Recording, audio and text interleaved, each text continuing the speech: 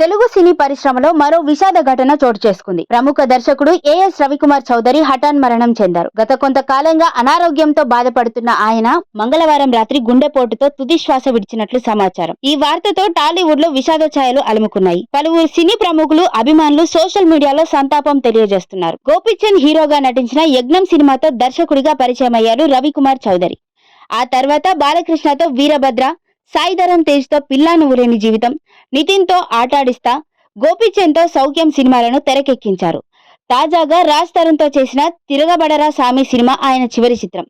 గత కొంతకాలంగా రవికుమార్ చౌదరి సినిమాలకు దూరంగా ఉంటున్నారు. వ్యక్తిగత సమస్యలు, కెరీర్ లో ఎదురైన అడ్డంకులతో కుటుంబం నుంచి కొంత దూరంగా జీవించాడని పరిశ్రమ వర్గాలు చెబుతున్నాయి. ఇటీవలి చిత్రాలు ఆశించిన విజయాలు సాధించకపోవడంతో ఆయన తీవ్ర మానసిక ఒత్తిడితో ఉన్నారని తెలుస్తోంది. తెలుగు ప్రేక్షకులకు ఎన్నో మాస్ సినిమాలు అందించిన ఈ దర్శకుడు ఇక లేరు అన్న వార్త సినీ ప్రేమికులను కలచివేస్తోంది.